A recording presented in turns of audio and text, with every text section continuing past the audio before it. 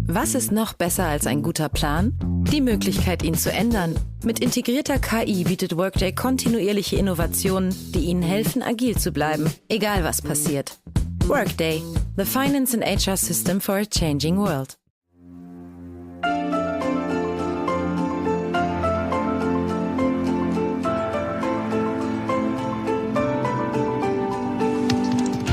This is BTO, Beyond the Obvious 2.0, Germany's economics podcast with Daniel Stelter. Hello and welcome. My name is Daniel Stelter. I produce a weekly podcast on economic issues in Germany. From time to time, I interview experts from all over the world on certain issues.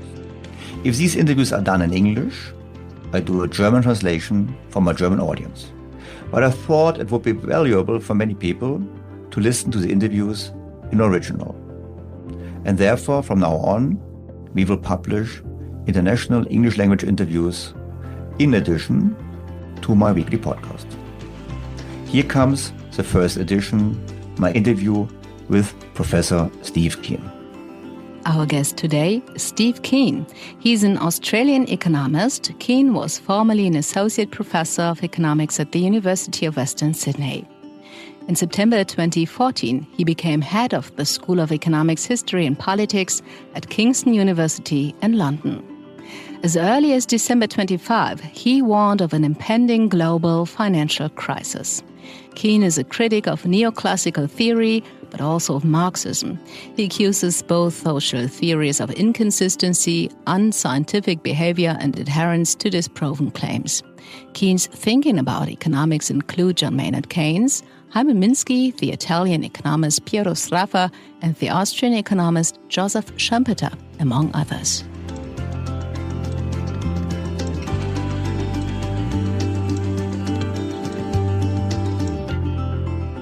Dear Professor Keen, a warm welcome to my podcast. I'm very grateful that you take time for me. Thank you. Good to be invited on. You've been one of the few people predicting the financial crisis before it happened. So what led you to being able to predict it, and why do you think it was coming?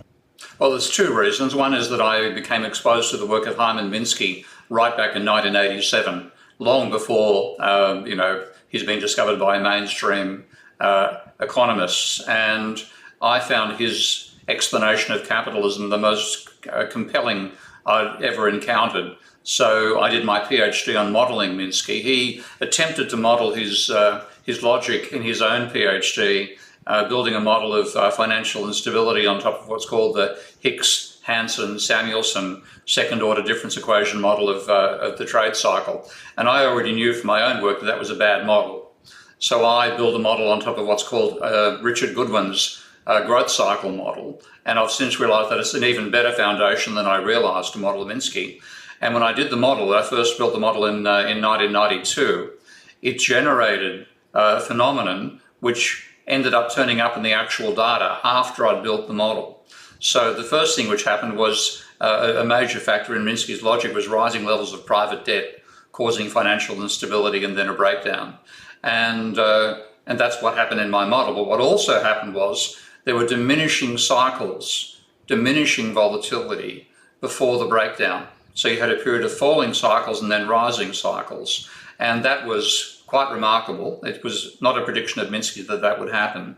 And then what we call the Great Moderation began. What the neoclassicals called the Great Moderation began in the early 1990s as well.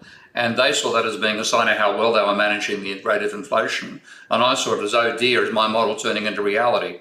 Then I got involved in checking private debt levels again in in 2005, late 2005. I had a long hiatus because I wrote a book called Debunking Economics, and I got involved in battles with neoclassicals over the content of that book.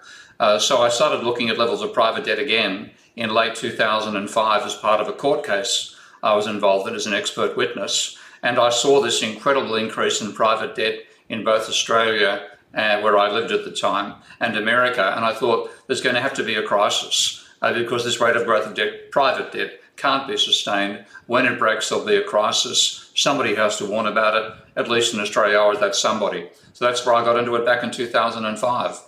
So, but you mentioned neoclassicals are not seeing it, but I would have thought no one was seeing it. I think the Queen was asking the question, why didn't economists see it? And I think there might be now a neoclassical dominance, or there was a neoclassical dominance, but Keynesians also didn't see it. I think Hyman Minsky wasn't somehow special in his view around the economy. I disagree with you there to some extent, because you also had Wynne Godley coming out with a very different form of analysis to mine, but he was saying as long ago as 1998 that the what he called the Goldilocks phase of American capitalism after the recovery from the early 90s recession under Clinton, and then the early days of Bush. He was saying this can't be sustained because there's such a high level of increase in household debt in particular that at some point households have to get their balance sheets back in order, and when there'll be a crisis. So I mean, definitely Godley, writing with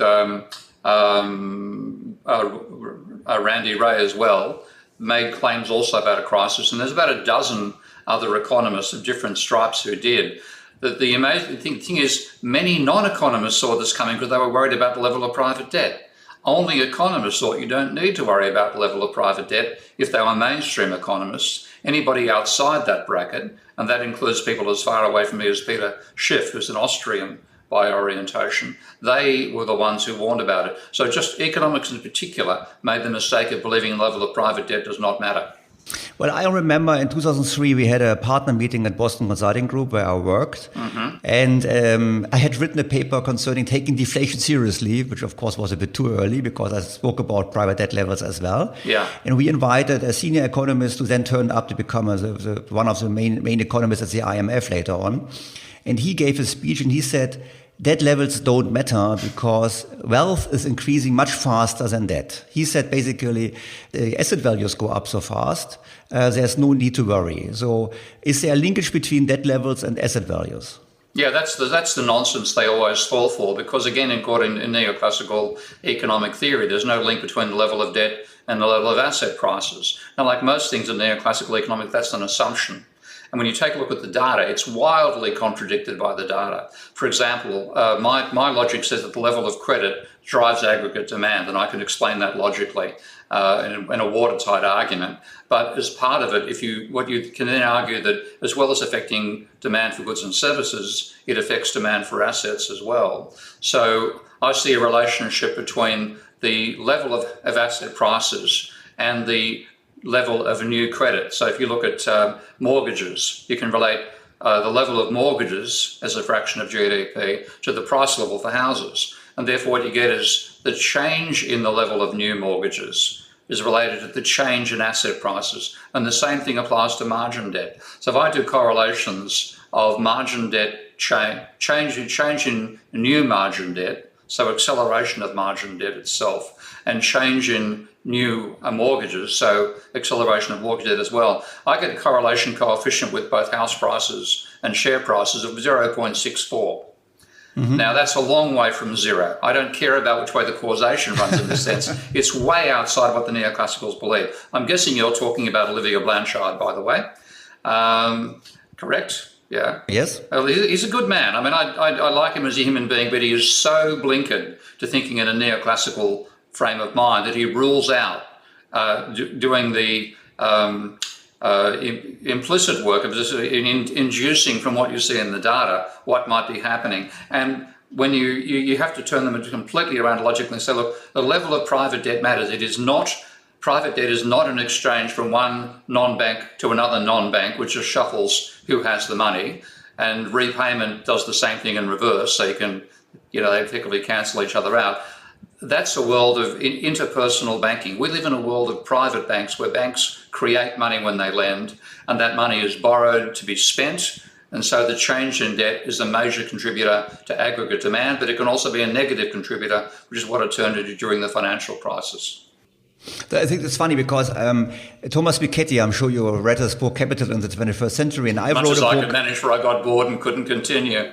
Yeah, I know. I wrote a German summary, criticism and addition, as I call it, much thinner. My book was just 140 pages. Yeah, huge amount of wasted wordage there. But he's basically not getting it because he's not seeing that increase in leverage and increase in debt is the main cause for rising asset values. So he's if you look into his book, the only time he mentions debt is debt, see government debt. And if you then see government debt, it says wrong distribution of wealth between private sector and government sector. He's not seeing debt as being a very important driver of asset prices and therefore inequality. So just funny that also... Well, they're both wrong. I mean, if the data... I mean, I look at America's the correlating American margin acceleration and margin debt to American stock prices, 0.64. I don't know how you get it.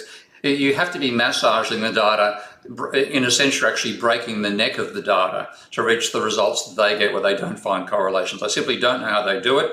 I think they deserve an Olympic medal for distorting the statistical distortions. But the data is screamingly obvious that this matters. We've seen private debt as a driver of financial instability. Now we had the crisis in 2009, and since then we have central banks intervening with quantitative easing and so on and so on.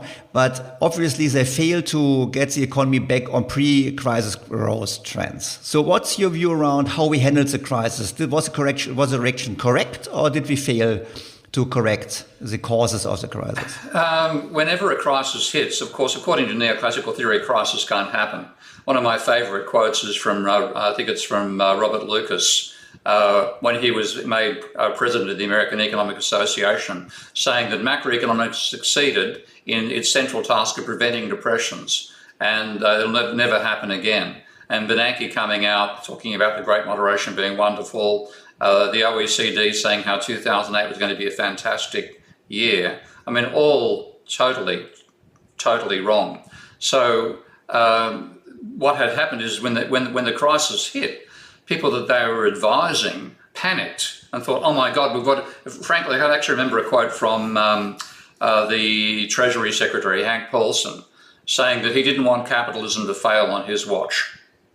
So even though these people were, textbook economists, believed the mainstream, accepted all the principles of the mainstream in circumstances that did not include a crisis, when the crisis hit, they threw that out the window and threw as much money as they could get away with at the financial system. Government created money, of course, and that meant that we had a far shorter downturn in 2007, 2010 than we had back in the Great Depression. Because the scale of spending, in fact, during the Great Recession, as a percent of GDP, was 3 times the size of the New Deal. So that was a huge stimulus, and that stopped us going into as deep a slump as the Great Depression.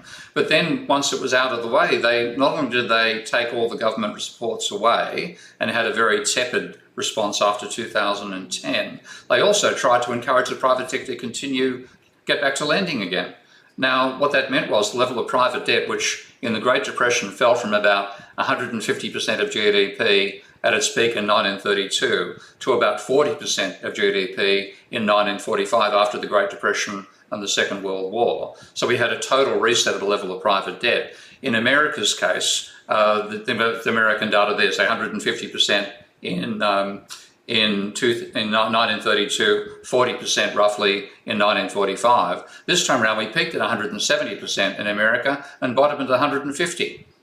So we simply haven't removed the private debt burden in the same way that both the Great Depression and the Second World War and the New Deal reduced it last time around. So that's why I think the economy has been so stagnant. It's not what's his name, Larry Summers called secular stagnation. It's credit stagnation. And the level of credit-based demand has never been as high after the crisis as it was before. And of course, people spend more slowly when they're in debt for the obvious reason they're trying to hang on to money to pay their own debts down. But by doing it, the actual turnover from money is less than it would be without the debt burden. So you have a stagnant economy. As far as I remember, if you talk about the US, I think private households have reduced the debt level a bit, but corporations, especially the big companies, have increased the debt level significantly. I think even before the corona crisis hit, even the IMF was warning that the US corporate sector might be the area where the next financial crisis breaks out because companies have levered up to buy back their own stocks, for example. I'm just actually taking a look at my data program here on that front, and that's correct. The household sector did fairly dramatically reduce its debt levels. So you had a fall in household debt. And my program's not working properly as I do this. I can't bring up the stats I wanted to bring up straight away. Let's see, why is that not working? Anyway, but household debt fell from about roughly, say, 80% of GDP to 50 or 60%, and now it's back up rising again. Whereas the level of corporate debt is now higher than it's ever been. So there was like a cyclical, like the level of household, I'm getting my data now, the level of corporate debt peaked at about 72% of GDP during the financial crisis. It fell to about 65%, and it's now 75% before coronavirus, and when coronavirus hit, it's now 85% of GDP. So there's been the corporate sectors continue to speculate in that sense. Households, on the other hand, peaked at almost 100% of GDP, fell down to about 75%, and are now rising a bit as a percentage of GDP, not because they're borrowing, but because GDP has fallen, and therefore the outstanding level of debt is higher than it was beforehand. We come to Europe later on, but just stick to the US for a moment. So now we have Corona hitting, and my understanding was, thanks to the checks sent out by Trump and by Biden, private debt levels are reduced even faster because Americans are saving more. But if you now look at the status of the US economy, would you say the financial stability is higher or lower now? Because the private household debt has come down, corporate debt has gone up. Or would you say whether it's anyhow a different game now post-corona because Biden is doing a completely different policy in pushing the economy up with huge spending programs? Biden's making a big difference, no doubt about that. So you don't have the fear of deficits that was ingrained into Obama in Biden. In fact, by being understudy to Obama during Obama's administration, possibly Biden saw the foolishness of being obsessed about reducing the deficit. So the larger deficit spending by the government is definitely boosting the economy, and the government can afford it, of course, because as anybody who understands money knows, the government creates money when it runs a deficit. So it doesn't need to borrow, it's creating additional money, and that is stimulating the economy. But when you take a look at, I think the financial fragility is probably higher because, again, if I take a look at the level of household and corporate debt now, the corporate household debt has actually risen as a percentage of GDP, not because there's much more borrowing going on. So households at the moment, borrowing is roughly equivalent to 2% of GDP, and it hasn't fallen during the COVID crisis. It's been pretty consistent. But if you take a look at the corporate sector, it's had an enormous increase in its borrowing. Its rate of borrowing went from 4% of GDP before COVID struck to 8% of GDP. So it literally doubled its rate of borrowing, and that's meant a substantial increase in corporate debt. So in that sense, it's not so much the households which are more fragile after COVID as the corporate sector. And I've got a feeling a lot of that debt's been taken on just because they had short-term commitments to meet. They had to access lines of credit or overdrafts and things of that nature. And there's been a huge increase in debt. That's only data up till September. So we've got to go a lot further to see where it might eventually get to. It's quite possible the corporate sector will come out carrying certainly the highest level of debt in the history of the American corporate sector, and possibly 15% of GDP more than it's carrying right now. And that means there'll be a lot more for corporations that are potentially fragile after coronavirus. So, but what does it mean? Look, I just try to summarize here. You said 2007, 2008, 2009 was similar to the Great Depression, but it was avoided thanks to government spending and thanks to stabilization of the financial sector. Yeah. But we paid the price of slowing down deleveraging in the private sector, or even in giving an incentive for corporations to keep on, leveraging up. Now we had Corona hitting, which was speeding up again the increase in leverage of the corporate sector, and the government is now increasing its deficit significantly, and you are a proponent of MMT, and we will come to it later on, and you say basically it doesn't really matter. But how should this now proceed? Can we continue this way, or do you think there is a need for deleveraging in the corporate sector as well? I think we need deleveraging everywhere. I mean, in this case, neoclassical economics has played a huge role in actually encouraging increased levels of debt. If you know the Modigliani-Miller theorem, one of the many, in my opinion, lunatic theories of neoclassical economics, let's assume a can opener type economics, where they said if we assume perfect foresight, you can tell the future, and you get a choice between equity and debt. And if you take out equity, you can't get a tax deduction for your dividends. But if you take out interest, you can. Therefore, we advise 100% debt finance and 0% equity is sensible for a corporation. Well, what a load of bollocks. What that has meant, of course, if you have a rundown in your profit level and you have dividends, you're equity financed, then you can not pay your shareholders. But if you have debt and there's a downturn, you cannot not pay your bank. So we've increased the fragility of the corporate sector dramatically by following neoclassical economics. And I would say, given the level of private debt compared to the golden days of American capitalism from sort of 50 to 70, it's about 3 times what it should be. It's roughly 170% of GDP. It should be about 50% of GDP, maybe 60%. So I think we have to find some way to reduce the level of private debt by more than 100% of GDP. And then we'll get back to the financial resilience of the 50s to 70s, but not until then. The point is, there are also data showing that digital debt in general doesn't generate much GDP anymore. I think you got in the 50s, 60s, you got for $1 of new debt, you got about $1 new GDP, and now we're down to, I think, 20 cents, depending on the region. So, because debt is not used for productive purposes, but it's used to speculate and to buy back stocks, etc.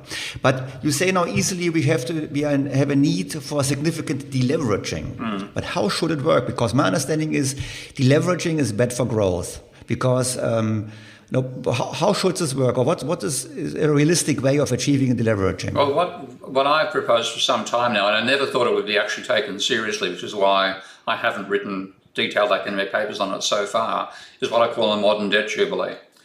Because if you look at in historical society, going back to ancient Sumeria, Israel, Rome, and Rome before the empire and so on, there were regular debt jubilees. And they were debt jubilees against household debt, not against corporate debt, roughly every 49 years or every change of emperor, which was of the order of, say, every 15 to 20 years. And what that meant was people had become debt slaves because they were unable to pay their debts and they had to go through and work on the creditor's land, were liberated and to go back and work on their own land periodically, which was a major way of maintaining some form of social cohesion in those societies. Now, we can't do that today because if you wrote the debt off, you'd bankrupt the financial sector. You'd bankrupt people who've got legitimately owning government bonds and corporate bonds and so on. But if you understand the modern monetary system, it's quite feasible for the government operating through the Treasury, operating through the central bank, to give everybody an equal amount of money, whether you're a creditor or whether you're a borrower or not. Every non-bank citizen gets an equal amount of money. Those who have debt are required to pay their debt down, or you'd set it up automatically so the debt was paid off or an offset was established against their debt. Those who don't have debt would get cash.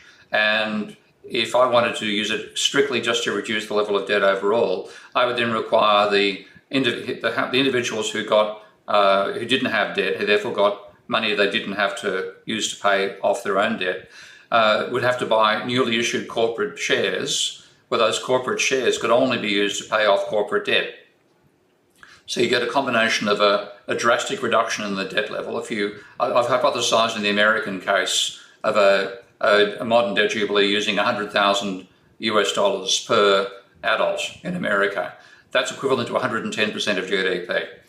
If you imagined a 50-50 split between debtors and non-debtors, then that would reduce household debt from 80% of GDP to about 30%. And then the households who didn't have debt would end up buying a large amount of corporate shares. Corporate debt would also fall from about 80% to 30% of GDP. And you'd have a more democratized capitalist system, wider ownership of shares, no change in the amount of money in the economy, no additional monetary demand coming out of this, but a resetting. So rather than having too much of a credit-based monetary system and not enough of a fiat, you'd go back to something like the balance that applied back in the 50s and 60s when the balance was about 50-50 between credit-created money and fiat-created money. So it could be done. I never thought it would be done, but after coronavirus, there's always a possibility that it might be done.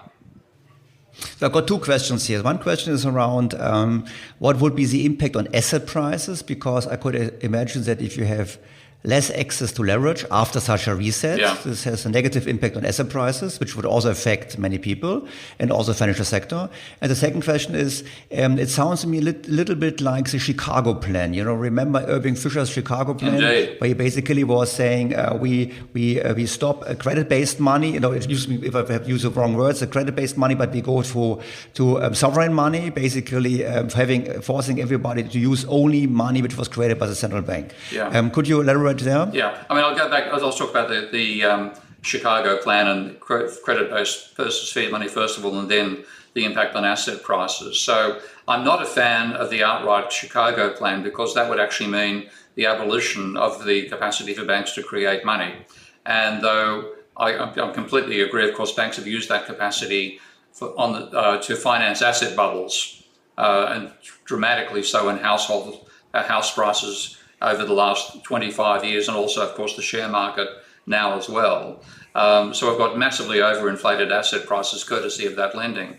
But at the same time, if you look particularly at the German situation with lots of small regional banks, as Richard Werner argues, those small banks are a major reason why small corporations in Germany get finance for working capital and for investment. That doesn't apply in countries like America or the UK or Australia, where I'm from, where there's these huge banks and they do all their lending on point scoring, and whether you have assets to bank lending is all they really care about. If you had local bank managers who knew the local would-be entrepreneurs and managers, they get to learn who's good and who's bad, and they provide working capital for them, and you therefore get a dispersed industrial base that Germany has. My favourite experience there, by the way, was I spoke at a conference in Bonn, I think in about 2011, and I was invited by my host to stay at his house, which happened to be 130 miles from Bonn, in a small village of about 5,000 people. We had a function that night around the local volcanic caldera and walked past an old couple sitting on a park bench, and he had a chat to them and walked away, and then he said, they run the major business in the village. And my guess was making sauerkraut. And I said, what's their business? He said, making satellites. And meeting people in a local village of 5,000 people whose major business was making satellites is a sign of just how diversified the German economy is, but also the role of small German banks in providing working capital to entrepreneurs that they know.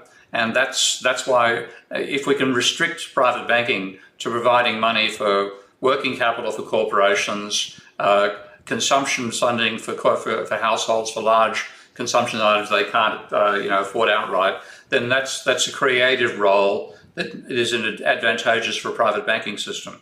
But with the banking systems in the West totally aggregated, mass central banks, all on point scoring, all they really do is look at whether you have collateral to back the amount of money you want to borrow. If you have collateral, you get the money. If you don't have collateral, you don't get the money.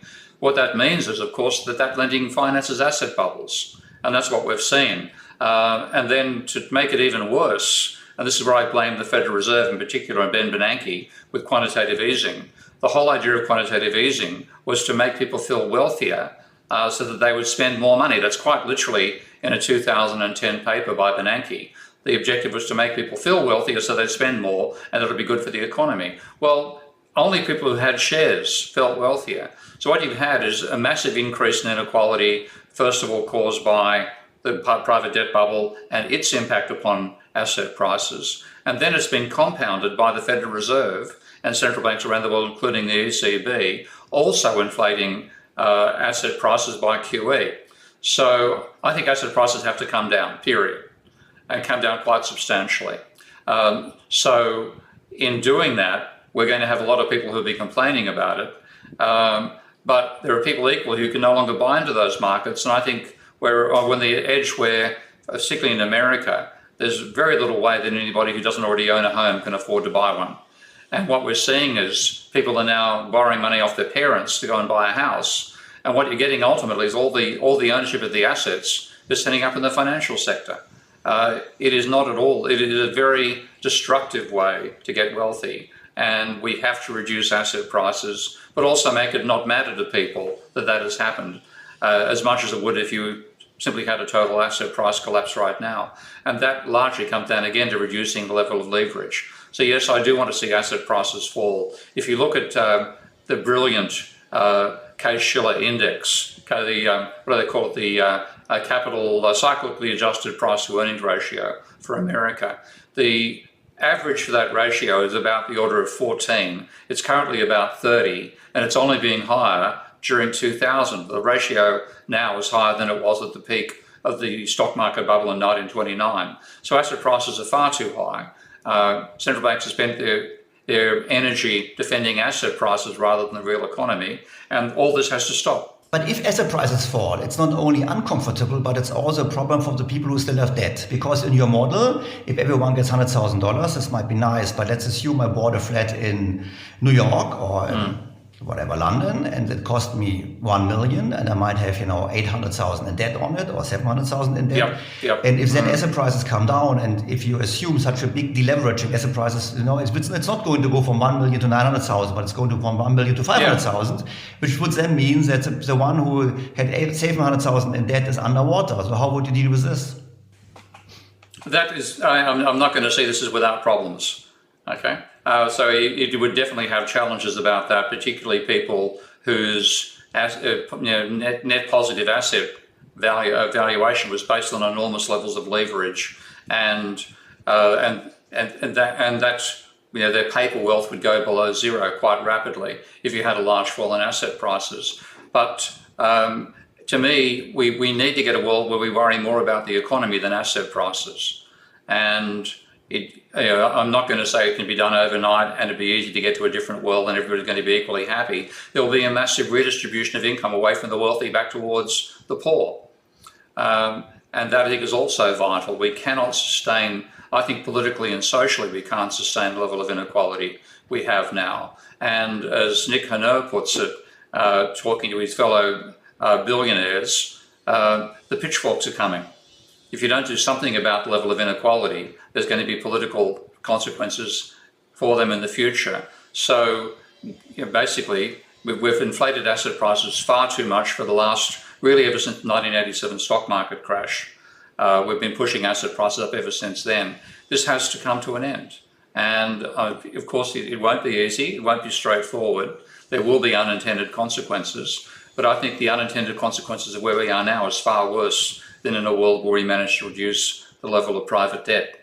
So, but okay, you say you're in favor of a debt jubilee in a well-organized way. Everyone gets money, uses either to pay back debt or to buy up corporate shares in order to help corporations to deleverage. I understood this.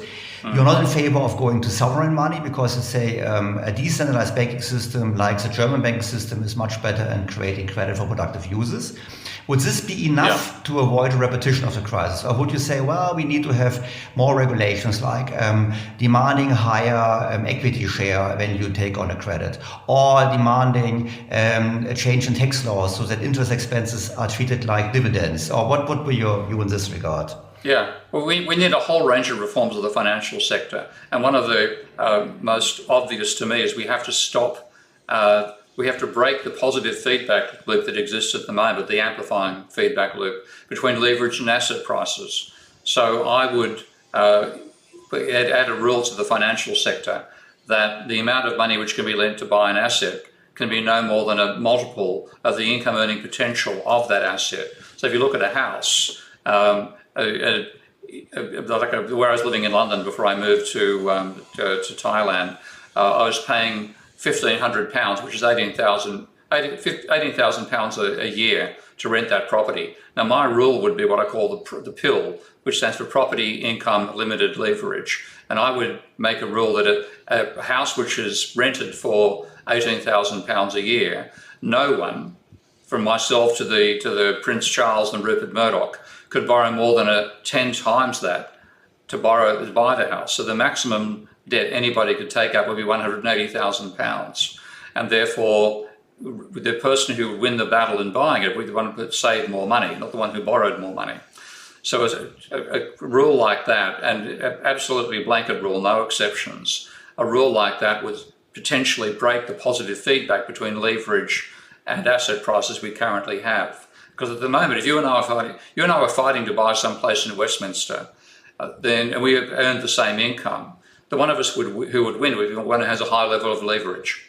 And we actually have a personal encouragement to want to have banks lend more money. But if it was the stage where the banks couldn't lend more than a fixed amount, then the one of us who would win the battle would be the one who saved more. And you wouldn't get the amplifying feedback we currently have between private debt and house prices. A similar thing with shares. I would limit shares so that after a certain, hypothetically say 5 or 10 sales of a share, it would become a Jubilee share, which would continue paying dividends but expire after 50 years. And in that way, it wouldn't be sensible to take out the level of margin debt people are currently taking out to buy share prices. So we have to bring in rules that stop the financial sector causing asset bubbles, which is all they're doing at the moment. You think debt Jubilee might be an option, still it might be not the most probable option. What might be the alternatives for politicians to reduce the debt level? There really isn't one. In terms of reducing debt levels, the research done by my colleague Richard Vague, a book called The Brief History of Doom, had a research team taking a look at about 160 financial crises throughout history and said the only way the debt's been reduced after one of those crises, apart from 2 or 3 cases, is by debt write-offs. Now, he has other ideas about how to do that, so he's an ex-banker. And they said one thing is that at the moment, banks, when they have to write debt off, they're required to write it off in one go, which means if you have $1 million debt, which is not going to be repaid, you have to write $1 million off your equity in that year. And that can, of course, with enough of that happening, you can handle that on a episodic basis, but it becomes systemic, which is what happened in the financial crisis. Then the bank goes bankrupt, which is what you don't want. So he's talking about giving banks, say, 20 years to write that sort of debt off. So except they write debt down, but take a hit over a 10, 15, 20-year period to their equity base rather than taking it all at once. So there is more than just one option, more than one way to get about reducing debt, but they all ultimately involve writing that debt off. It simply is not the case that economy can grow out of debt. The cases where he has found that happen are countries like Saudi Arabia, where their debt levels were eliminated by the fact that the oil price increased by a factor of 4 in 1 year. Now, that is, of course, something that only happens for 1 or 2 countries 1 or 2 times in history. For the rest of us, you simply have to accept that it has to be written off. And the point is, the Germans would, of course, say, well, isn't it unfair? If debt is written off, those who have taken on debt, they are the winners, because they not only do they have the assets, but they are the winners. And those actually, because in Germany, debt and Schuld and sin is similar. You could also say, well, it's good for those who sinned and it's bad for those who saved. Which is why for a modern debt jubilee, where you do it for everybody, independent of whether they're in debt or not. So I prefer the modern debt jubilee approach to simply writing off debt, because that, as you say, benefits those who speculated. It doesn't benefit those who didn't speculate. So whatever we do has to be something that is fair. And now, partly that also means that people who've been on the bottom of the economic pyramid for the last 20 or 30 years, they've suffered because they are on the bottom.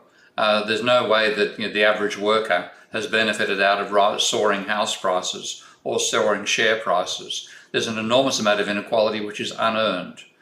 People become extremely wealthy on the basis of leverage speculation, and often not through any conscious action of their own, because they've got a block of land whose price has been driven up by the general increase in leverage and house prices as a result of that.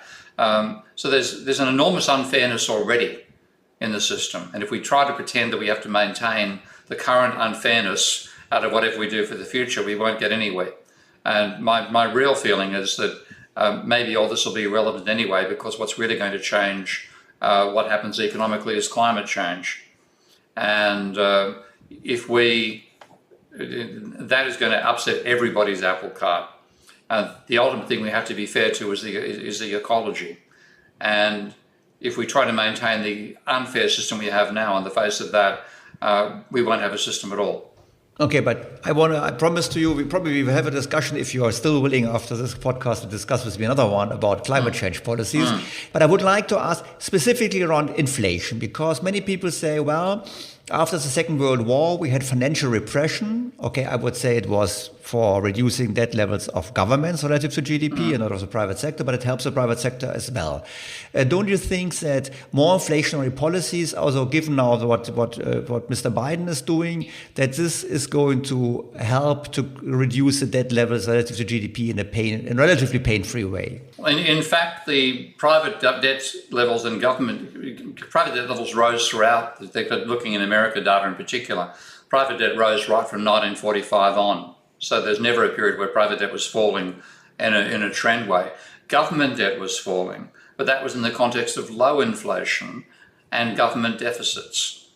If you go back to the 90s, if you look at the data of the 50s and 60s, and I do that in the New Economics and Manifesto, I've got a little table there that summarises inflation, deficits, debt levels and so on over the 50 to 70 period, the post-73 period, and then the post-financial crisis period.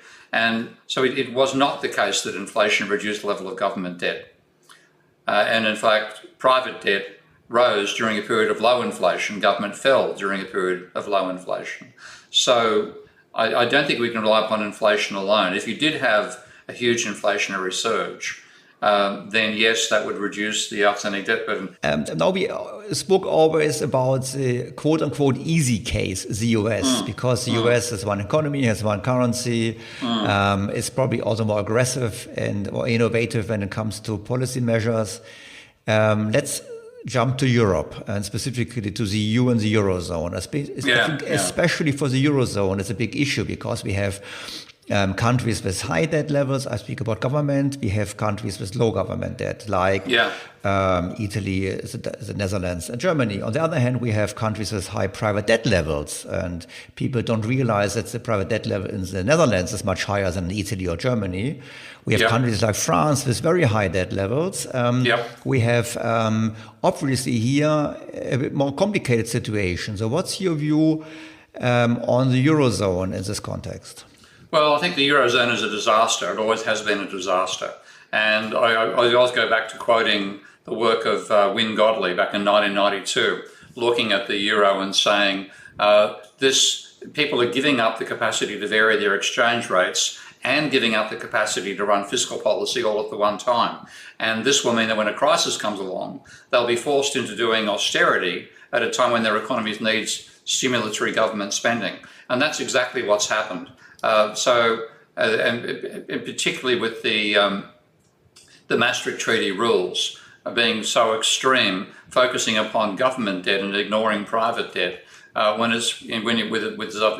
my own analysis, with a sensible analysis, it's private debt that matters, not government debt. So it's an insanely bad system, and it is always going to be inadequate for any system, any situation of crisis whatsoever. So the best thing would be to abolish it. And like if you look at, in terms of just looking now at my own data to see which countries actually meet the current rules of the Maastricht Treaty. And at the moment, the only country, in fact, it's not even part of the Maastricht Treaty, Denmark, that's the only country with a debt level below 60% of GDP for government debt. The Netherlands is 65% or so. Italy is 170%. France is 140%. Germany is 80%. The Netherlands, it's a disaster. And the only, its objective was to get to a situation which it's moved further away from during its own time. Yeah, but the point is, I think it's a bit more, in my view, it's a bit more complicated because, we have different government debt levels. We have also different deficits. On the other hand, we also have very different levels of private wealth. Which is very interesting because if you take private wealth in relation to GDP, so to income, Italians have much more private wealth than the Dutch or the Germans, for example. which has to do with ownership of real estate, which also has to do probably with how people save and invest. But clearly there are some imbalances. So we have the issue around different government debt levels, we have the issue around different private debt levels, and we have the issue around different private wealth levels. So obviously politicians will not be willing to follow your advice and abolish it. So what would you propose? Is there a proposal you would have on your mind on how to fix it? I think you've got to go back to national currencies. I think the euro should never have been more than a form of inter-country trade within the European Union. And fundamentally, it's a mistake. And the only fix the mistake is by reversing it. So I would find a way to reintroduce national currencies. But now the US said, look, we take on more debt on a European level. And I would say, well, if it's on a European level, it's similar to that of the United States. So, and if we both follow the MMT theory or approach, we would say, well, we are basically creating money. Then the only issue is that we have to distribute the money equally on all countries and not necessarily only for the countries in quote unquote need. If everyone increases debt, the Germans as well, then we all benefit and it could be moving, abolishing austerity. If the European Union recognised that the governments create money when running deficits and don't need to borrow it from the private sector and weren't obsessed about the level of government debt, abolish that 60% rule, abolish the 3% rule, then you might well be able to make it work. But of course, you have the problem that you can't allow inflation rates to diverge too much between different countries, because that's what used to cause exchange rate movements, which of course are no longer possible when you have a single currency. So you still have it'd be a very fractious continental governmental system in trying to make sure that the Germans didn't annoy the French, who didn't annoy the Italians, who didn't annoy the Greeks, etc., etc. So it'd be feasible to do it by saying, let's recognise that government debt is not a problem, and therefore abolish those rules of the Maastricht Treaty.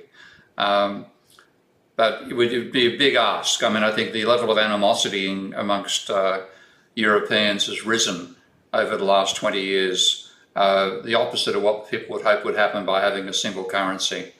So yes, dramatically increasing the budget of the European Union, funding what national parliaments pass, allowing them to have deficits of as much as is necessary at various times. 10% of GDP is quite feasible. Then yes, you could do it, but I politically, I think it's impossible. So basically, if you always take the point around, government deficits don't matter, I would just like to dive a bit deeper in here, because I listened to your podcast. I understand that MMT is perfect in accounting. I understand the system. I understand that it's creating money, but on the other hand, is there no limit at all? Could you say we go to 500%, 1,000% of GDP because it just doesn't matter? In terms of government debt levels, you can't go there too quickly. The story always is you don't want the financial system driving the physical economy too far. Okay, you don't want to get to the stage you have undercapacity, dragging in imports because you can't produce enough domestic demand, etc., etc. That's not what you want to get to. But Europe is so far from that, that making that a worry is a bit like being worried about being able to walk from Paris to the White Cliffs of Dover. It is such a huge distance from where the European Union is right now, at the level of, particularly in Spain, as you know how bad underemployment is in Spain. So you can handle a far higher level of government debt than you have right now. And of course, the main point is saying the attempt to control government debt using the euro has failed abjectly anyway. And we look at Japan. I mean, Japan is running, I think Japan's government debt level is 240% of GDP. Its inflation rate is zero. Its unemployment rate is low, but not as low as it was back in the 70s and 80s. So you've seen countries achieving levels which are 4 times what the Maastricht Treaty tried to set as a maximum, and the economy is functioning far better than the European Union, while still having slack. So I think the empirical argument is strongly in favour of saying, let's embrace the knowledge of MMT, realising what the dangers might be, but realise we're so far from those dangers right now that it's ludicrous to worry about them. Steve, we've got elections upcoming in Germany, and most of my listeners sit in Germany, and they might ask, well, what does your assessment of the situation for the European Union and the Eurozone actually imply for Germany? Because the current answer of Germans is we raise taxes, or we have a long discussion now, we have to raise taxes in order to pay for the corona crisis. That's what I said. From politicians, there's also the discussion around we have to have higher taxes in order to fight inequality. Also, as the income redistribution in Germany works quite well. So after redistribution incomes is quite low. The Gini coefficient is 0.29, so which is pretty, like Scandinavia nearly. We have a wealth inequality, but it's only due to the fact that our rich are not richer than the others, but our middle class has not so many assets because of high taxation and low real estate ownership. And the Germans say, okay, we have to raise taxes to pay for our deficit, and we have to enter a transfer union. So we have to pay money to Brussels for redistribution to other countries in order to stabilize the system. So let's assume the new government were to hire you in October and say, Steve, what should we do? What should we do in our role as the European Union and the Eurozone, and what should we do for our own economy? What would be your advice? Well, mainly, one way Germany has been successful is suppressing wages for a long time. I think you have to get away from the emphasis on low wages, which has been a major reason for its comparative success within the European Union itself. I would enable the government to run a larger deficit, which it needs to do to stop the private sector going bankrupt after coronavirus. Germany itself, in terms of private debt, Germany has one of the lowest levels of private debt in the world. So you don't have the private debt dilemma that exists there. But you do have, Germany is having, your airport for Berlin is a classic instance of a failed infrastructure project. You've done fairly well on the energy transition, but you need to go further with that. I know there's been problems with the solar systems as well, and shutting down nuclear power stations, which I think was a mistake. So there's a range of... Germany, though, has come out... this is one of the reasons people are critical of the European Union overall. Germany has done pretty well out of it. So I wouldn't see Germany specifically having too many problems compared to the rest of the European Union. What they're worried about is the rest of Europe causing problems for Germany. And I think on that basis, I'd say that just accept that government debt is not a problem in the way the Maastricht Treaty was drafted, because government does not borrow to create money. Government creates money by spending. It is not actually borrowing from the private sector. All the shibboleths that have dominated that people think about government debt coming from neoclassical economics are simply wrong. So you don't need to be worried about the level of government debt. It is more of a problem when you don't have your own currency, which is why the European Union, another reason why it was a mistake.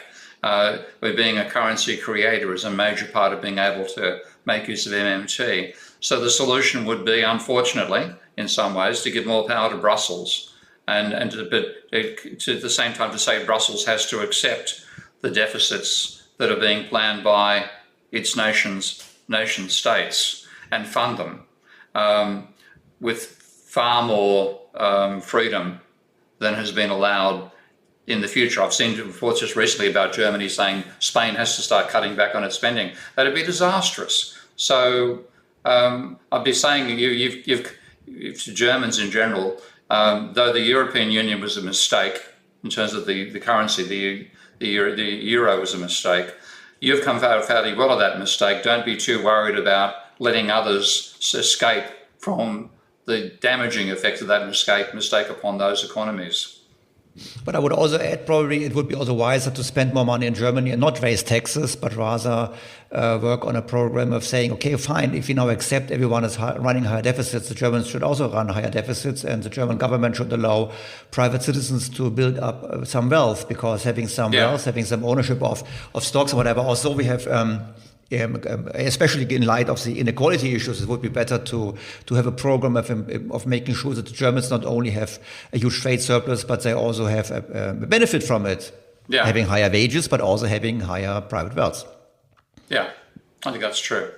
Last question is, I floated an idea and I would like to get your feedback on it, because I said, we Germans are very obsessed with public debt, as you know. And I'm critical around the transfer union aspect, because I believe that, first of all, transfers from Germany to the others can never be big enough to fix the problems, because that requires much bigger deficits, as you pointed out. And secondly, I believe that once we really embark on transfer union, it's going to split Europe even further. Now, the Dutch, the Austrians, they were already very critical on the so-called reconstruction fund. And I would say that also Germans will be over time more and more unhappy if they spend huge amounts of money for South Italy or whatever. Well, my proposal was to say, why don't we pool existing debt on a European level? So have a kind of I call it debt redemption fund on a European scale, but everyone participates. Also Germany would participate. And let's take 80% debt of GDP, of pre-corona GDP. Everyone puts 80% of its debt in a joint fund on a European scale, and this fund is going to be refinanced by perpetual loans. That is fairly similar to Yanis Varoufakis' proposal for Greece back in 2008. So a consolidation of that debt on the books of the ECB rather than on the books of national governments makes eminent sense. And I would say everyone has to participate, because then we don't have a discussion on equality, that those, again, the sinners, and quote unquote, with higher debt levels benefit more than those with low debt levels. If the Dutch and the Germans and the Austrians benefit as well, this might be probably a way of supporting it. That's feasible. Steve, thank you very much for your time. And if you're willing, I would be very happy if you could continue this in a few months and have a deep dive on what you would do to fight climate change, if you agree. Sure, that'd be fine. I'd look forward to it. Good to talk to you, Daniel.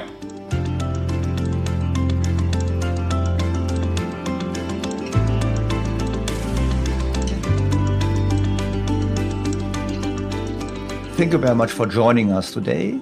I look forward to welcoming you again in the future for another edition of English language interviews of the podcast BTO Beyond the Obvious 2.0. I'm Daniel Stelter.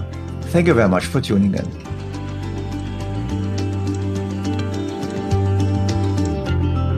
BTO Beyond the Obvious 2.0.